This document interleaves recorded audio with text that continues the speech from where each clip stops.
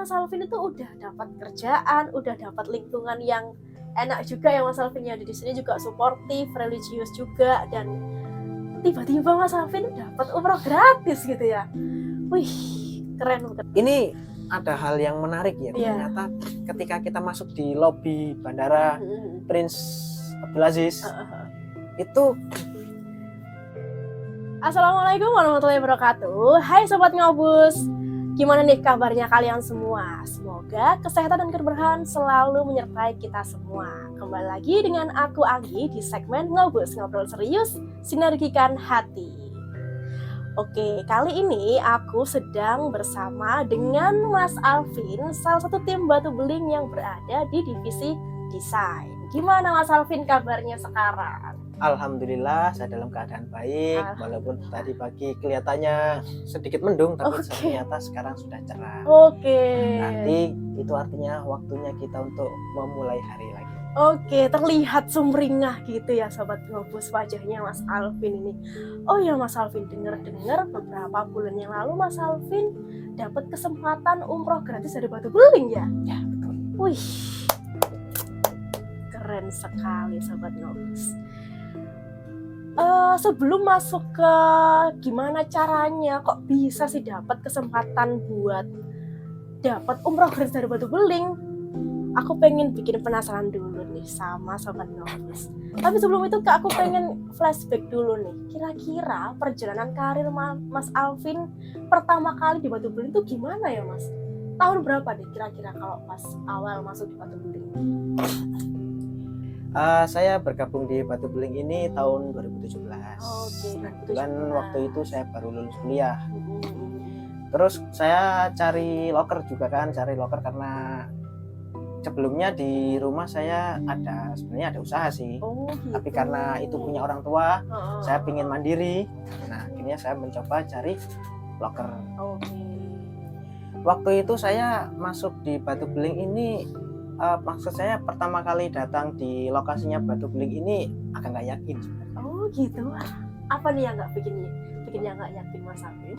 Soalnya di lokernya kan ditampilkan mencari bagian drafter ya. Bagian drafter. Nah, kok pas aku datang kok toko bangunan gitu. Ini bener tak tempatnya gitu. Ya. Oke. Awalnya itu sempat ragu saya. Ini masuk nggak ya? Ini pintu masuknya mana? Soalnya di depan ada truk. Bingung kan? Ada truk bongkar muat. Sempat balik, terus cobalah, nggak tahu, coba tanya orang gitu. Waktu itu belum ada orang. Pas aku balik, ternyata udah ada orang. Tak tanya, ini apa bener Batu Beling? Oh ya bener, ini saya mau menaruh lamaran. Oh ya silakan. Nah kemudian ketika saya masuk, dan karena di Batu Beling waktu itu rekan-rekannya masih sedikit ya.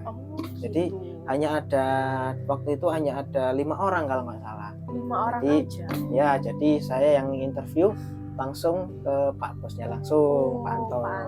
Gitu. Dan setelah saya diinterview, ya tanya-tanya singkat lah. Saya kira juga sebelumnya saya memang sempat ngelamar di tempat yang lain, dan aslinya saya juga nggak yakin bakal di ini. Ternyata besoknya langsung masuk. Di Batu Beling ya? Iya. Waktu itu cukup excited juga karena tempat kantor saya itu baru jadi. Gitu. Wah, menarik nih Sobat Jadi Ngobus. saya yang menempati kemarin baru jadi, sekarang ditempati. Dan Mas Alvin sendirian di situ. Jadi di situ ada teman sama-sama drafter juga. Jadi lokernya itu bagian drafter sama estimator. Gitu. Karena drafternya masuk duluan, saya yang bagian estimator gitu. Jadi kita berdua bersama dengan dalam satu ruangan bersama Mas Umar dan teman bagian IT juga gitu. Jadi mungkin berempat di dalam ruangan. Sebenarnya Pak Bos juga di situ, Mas Pak Adna juga di situ. Tapi karena waktu itu karena keterbatasan personil. Jadi waktu itu kita masih istilahnya itu kita tambal sulam mungkin ya, bukan tambal sulam. istilahnya itu kita sama-sama mengisi kekosongan bersama gitu. Mengisi kekosongan. Jadi Oke.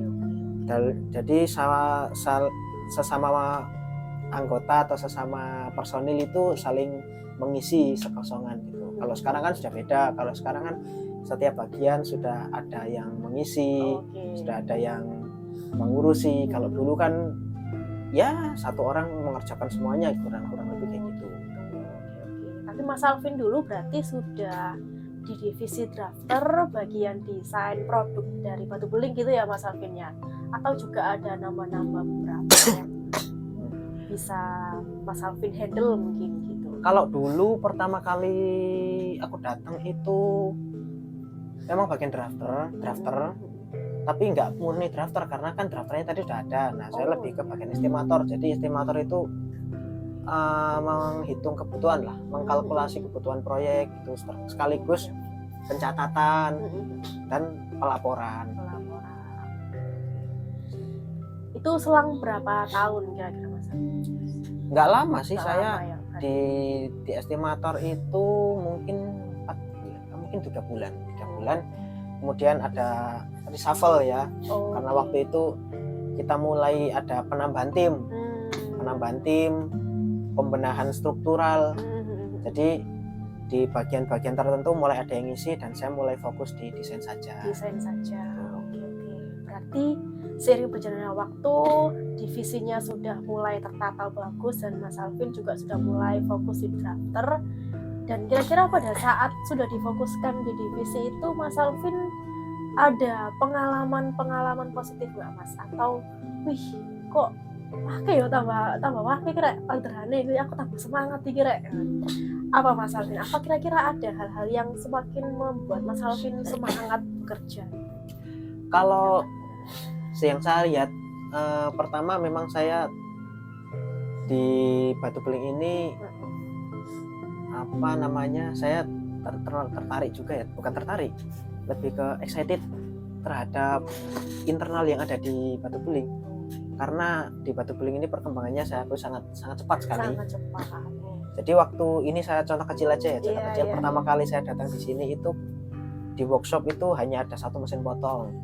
Dan kalau kita nyetok material itu nggak banyak, bahkan sekelas penolik resin itu kita nyetok hanya ya nggak sampai 10 kadang-kadang. Saya ingat itu masih 8 lembar atau berapa lembar, masih sedikit. Terus untuk di workshop juga itu masih mengandalkan sistem ini borongan. Jadi memang banyak teman-teman yang saya nggak hafal, jadi kadang ya namanya juga borongan ya. Jadi sekarang ada, besok nggak ada karena beda personil gitu ya. Jadi ya pokoknya perkembangannya banyak banget. Itu yang paling kelihatan. Kalau dulu kan stoknya sedikit, sekarang ya bisa dilihat sendiri stoknya menggunung banyak gitu ya kan. Mungkin karena dulu kan masih ibaratnya masih meniti karir gitu ya, karena walaupun batu beling ini usianya juga sangat muda, tapi sekarang ini sudah jadi seperti ini ya luar biasa. Jadi itu salah satu yang membuat saya excited gitu untuk meneruskan karir di batu beling. Berarti dulu itu Mas Alvin itu emang punya latar belakang drafter? Kalau dibilang latar belakang drafter ya bisa jadi. Dulu kan saya jurusan saya kan desain produk ya. Jadi termasuk di situ kita mempelajari mulai dari estimasi produk gitu, terus kita bikin mock up-nya, terus kita bikin gambar kerjanya, ya semuanya lah. Jadi termasuk juga satu sepaket gitu. Berarti ya relate lah sama yang dikerjakan. Alhamdulillah relate. Kadang kan juga teman-teman itu backgroundnya apa, kerjanya apa, backgroundnya apa, misalnya backgroundnya manajemen gitu ya, tahu-tahu jadi drafter gitu ya. Kan kadang ada orang yang punya set skill ya, misalnya yaitu tadi di rumah hobinya masak gitu ya, kuliahnya jurusan bisnis, mungkin masih nyambung kalau bisnis ya, jurusan masak gitu, kuliahnya jurusan akuntansi, ternyata jadi koki gitu kan, punya restu sendiri kan, macam-macam ya orang, Iya. macam-macam lah. Kebetulan saya termasuk relate lah, jadi untuk beradaptasi alhamdulillah cukup cepat, lumayan cepat lah. Lumayan cepat. Oke. Itu yang akhirnya bisa membuat perkembangannya batu beling itu seiring berjalannya waktu bisa semakin progres gitu ya Sobat Ngobus. Karena memang kalau kita memahami ya, seseorang yang sudah punya potensi, punya skill dan juga sesuai minat bakatnya, ketika dihadapkan dengan pekerjaan ataupun tantangan dari perusahaan, maka akan bisa linear gitu ya, linear dan akhirnya bisa lebih cepat beradaptasi untuk mendapatkan job-job, salah satunya juga desain produk gitu ya Mas Alvin. Seiring berjalannya waktu juga semakin banyak nih orderannya batu beling karena juga ini ya namanya progres gitu ya. Oke. Kira-kira Mas Alvin dalam perjalanannya Mas Alvin udah 7 tahun ya berarti ya. Terhitung 2024 ini ya. Iya, nggak kerasa ya. 7 tahun saya ya. juga nggak kerasa ya. Nggak kerasa Selama ya. itu. Oke. Kira-kira ada hal berkesan nggak Mas Alvin atau prestasi-prestasi tertentu yang membuat Mas Alvin, wih aku tambah excited, aku tambah semangat nih kira nang ini. Ada nggak Mas hal-hal yang membuat Mas Alvin, wih aku ono tantangan desain produk, saya anjir kira, wih aku ono tantangan ngamati desain produk punyanya kompetitor misalnya. Kira-kira apa Mas? Ada hal prestasi atau hal-hal excited apa dari Mas Alvin sendiri di divisinya mungkin? Kalau prestasi saya karena prestasi kerjakan yang menilai atasan ya, jadi saya kurang pantas kalau saya ibaratnya membicarakan diri saya pribadi. Itu mungkin bisa tanya ke teman-teman yang sudah kenal saya lama gitu, gimana sih rekam jejaknya selama bekerja di batu beling itu seperti apa. Tapi kalau apa yang membuat saya tertarik di sini ya, yang membuat saya lama di sini, jadi di batu beling ini nggak semua orang nggak semua personil ya, nggak semua rekan-rekan kerja di batu beling ini sesuai dengan faknya. Kebanyakan yang sudah mengisi divisinya, yang sudah mendapat tempat di divisinya itu otodidak.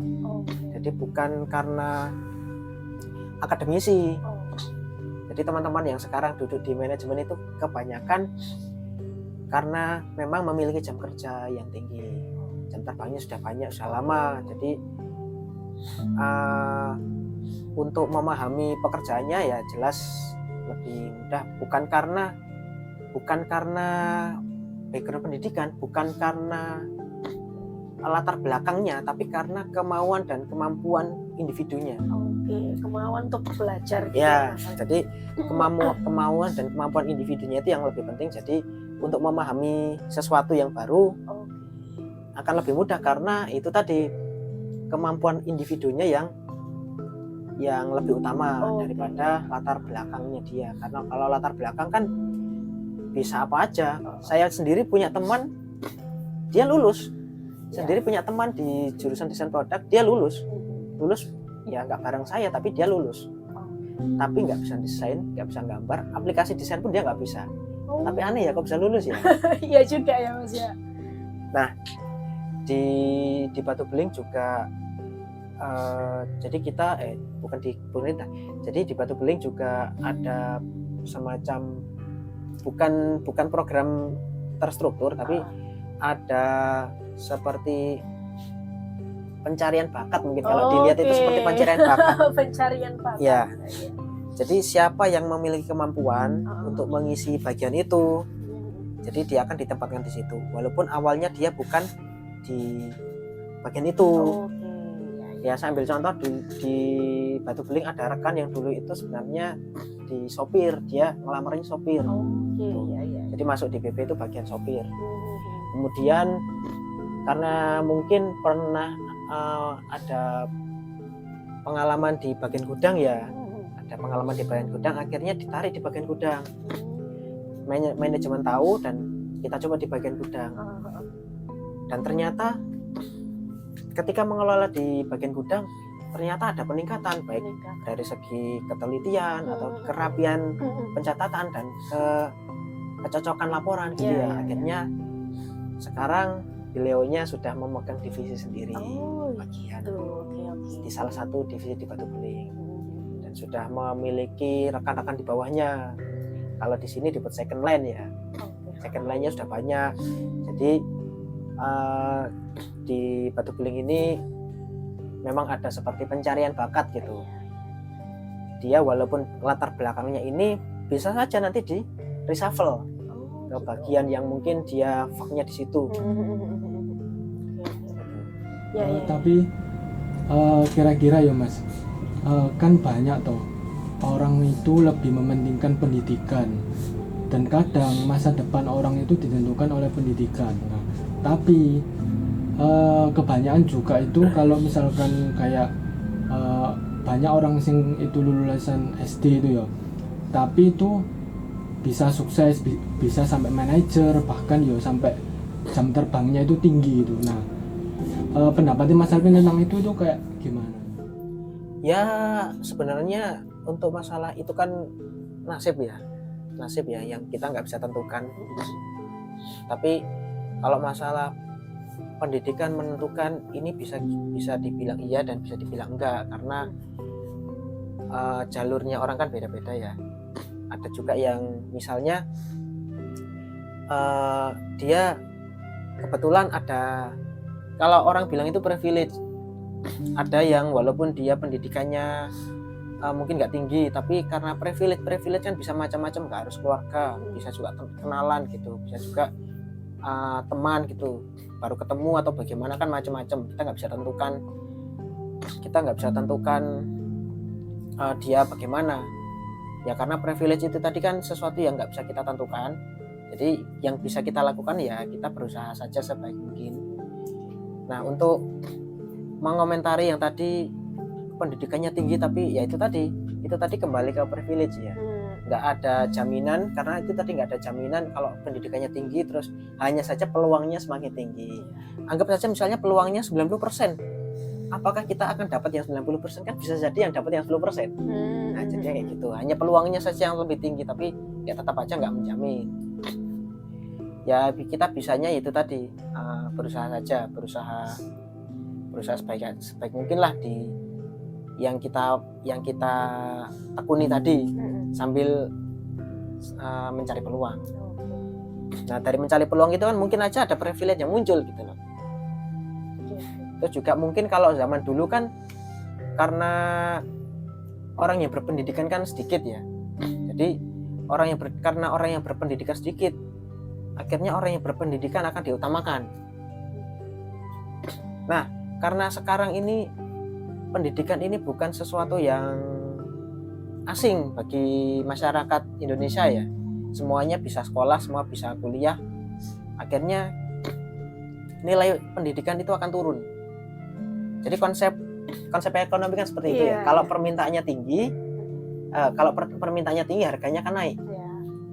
Kalau permintaannya rendah, karena itu tadi ya, karena orang berpendidikan sudah banyak, akhirnya permintaannya akan turun.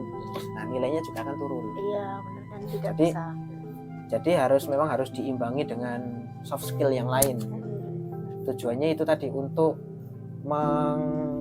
memperoleh privilege-nya sendiri. Jadi dari mana dan apa itu macam-macam. Itu tadi. Oke. Nah, Sobat Ngobus, sebenarnya ada yang menarik nih yang pengen aku highlight gitu kan. Kalau di Batu Beling ini kan memang aku mengamatinya bahwa manajemen itu juga menyediakan tempat untuk karyawannya juga menemukan potensinya, mengasah minatnya gitu kan. Tapi manajemen juga mengamati kira-kira karyawan-karyawan ini tuh pernah punya pengalaman apa sih sebelumnya, sehingga ketika di reshuffle atau diberikan tantangan baru, nah ini nyoba di trial dulu gitu kan. Tapi satu hal yang menurutku yang menjadi penting juga gitu kan, gimana yang kalau katanya Mas Alvin tadi itu yang awalnya itu nggak pernah ada pengalaman sedikit di gudang, tapi ketika dicoba terus, belajar terus, itu akhirnya punya banyak bawahan gitu ya Mas Alvin ya. Kalau yang menurutku yang sangat menarik itu kan adalah dari individunya gitu. Individunya yang dia tuh punya kemauan buat belajar gitu kan. Belajar dan bekerja keras gitu. Kalau menurutku kan ya di situnya ya. Jadi ada hal-hal yang memang disediakan dan diberikan dari perusahaan gitu kan terhadap karyawannya untuk bisa bertumbuh gitu kan. Menarik nih. Oke Mas Alvin. Kita kan udah banyak ngobrolin tentang perjalanan karir Mas Alvin di Batu Beling, terus prosesnya gimana sampai Mas Alvin tuh juga nemu ada hal-hal yang aku tambah excited nantinya dan bikin semakin betah gitu ya di Batu Beling gitu, dan memilih Batu Beling menjadi tempatnya Mas Alvin untuk berkarir gitu kan. Nah Mas Alvin, jadi ini yang menarik juga ya, yang sudah tadi di-spill di awal gitu kan Mas Alvin itu udah dapat kerjaan, udah dapat lingkungan yang enak juga ya Mas Alvin ya, di sini juga suportif, religius juga, dan tiba-tiba Mas Alvin dapat umroh gratis gitu ya. Wih, keren. Bisa diceritakan ya Mas Alvin? Awal pertama kalinya kok bisa dapat gitu tuh gimana? Barangkali karyawannya atau sobat Batu Beling atau sobat Ngobus di luar sana juga semakin pengen nih, aku pengen nih kayak Mas Alvin kayak gitu. Gimana Mas awalnya kok bisa tiba-tiba dapet gitu kan, kayak rezeki nomplok gitu. Jadi ini semua, dan itu sedikit berbeda dengan waktu saya berangkat ke Mekah untuk melaksanakan umroh. Oke, iya. Karena memang di Mekah, di Masjidil Haramnya, ketika berangkat ke sana ini sesuatu yang bukan jalan-jalan gitu ya. Bukan jalan-jalan, bukan sekedar jalan-jalan. Tapi ini ada nilai ibadahnya. Karena kalau kita enggak, saya merasa takut, jujur aja saya merasa takut apakah saya ini benar-benar dipanggil gitu loh. Saya merasa kayak belum pantas gitu aja, tapi kita enggak boleh.